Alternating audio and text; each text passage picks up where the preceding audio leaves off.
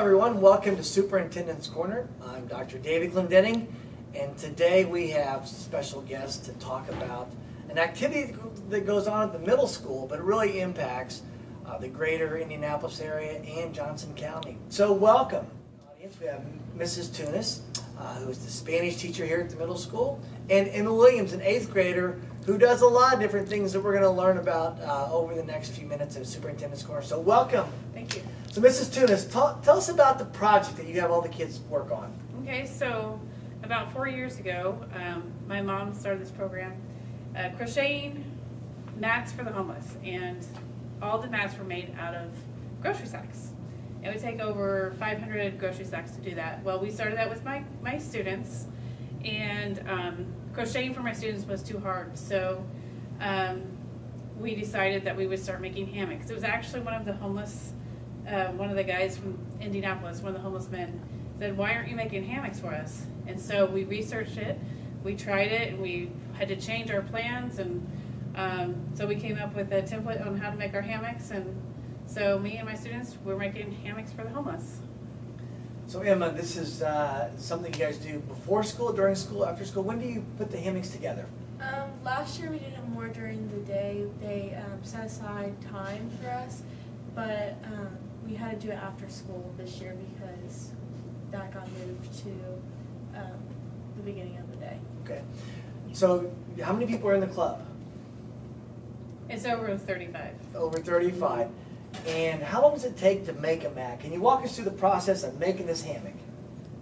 So you start out with a plastic bag and you fold it and then cut it, and once you get 2 of those, then you tie it together, and you have 5 of them, and then you braid them together until you get a 20-clip braid. And it is a long process, and it takes, I normally got one during one every 9 weeks, probably. Is that right? It takes that long to make the hammock? For 30 minutes a day. Yeah. Yeah, and that's with working with a group too, Okay. like 3 or 4 people. Yeah. And so when you're finished with the hammock, what's the next step? Where do you take it? We take it downtown and give it to the homeless so they can enjoy it. Talk about that experience when you're going to give a gift to someone you don't know, obviously, and they're in a situation that most of us would never want to be in. What's it like to do that? Makes you feel really good inside, especially that you were able to make it and you had put all that time and you can finally see it pay off and help someone.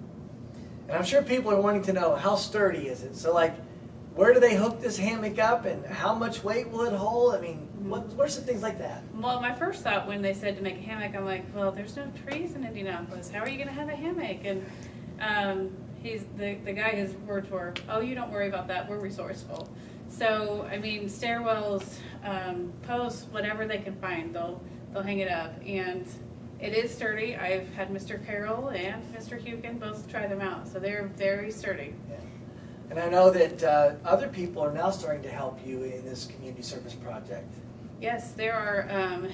We took it to Homeview nursing home, and they're working on it too. Some of the patients are working on it, and they made some, and they took them to Cincinnati. They took all the ones they made to Cincinnati. So I have a Facebook page, and people contact me from all different places in Indiana, outside of Indiana. So. And this summer, the Johnson County Public Library is going to have a special craft event, and this is what they're going to make. They're going to make the hammocks from Mrs. Tuna's class. Yes. And Emma's conversation points. So Emma, what do you do at middle school besides make hammocks? A lot of different things. They give a lot of different opportunities and experiences. I am part of student council, and I'm a stage winner, and I just got inducted into the Franklin Mayor's Youth Leadership Council. I'm part of Beta Club, and I do other sports, including travel soccer outside the school. Very busy person, but you're seeing that person really kind of speak to who we are as a community, where we try to do stuff to grow ourselves, individual student growth, but also kind of give back to community in that form of trust. And I'm sure that when those homeless people see a bunch of middle school kids coming up and giving them a gift, it warms their heart as well.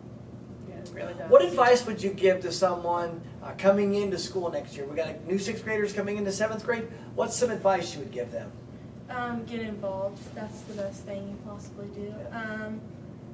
Getting involved, meeting new friends, getting in good groups of people, and Mats for the Homeless would definitely be a good example of that. I think she hits on a couple key points. Get involved, and make sure you're running around people that make you feel good about yourselves and make good choices as well. Absolutely.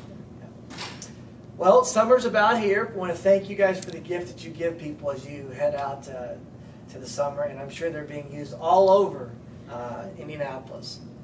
If you want to learn more about making hammocks, Johnson County Public Library this summer, or contact Mrs. Tunis here at the middle school, and we'll make those connections. Thank you for being in the studio today. Thank you for watching Superintendent's Corner, and just remember, we have 5 guiding principles. Individual student growth is the most important one, and Emma gave us a great example of how all those things play into growing great kids. So thank you for watching.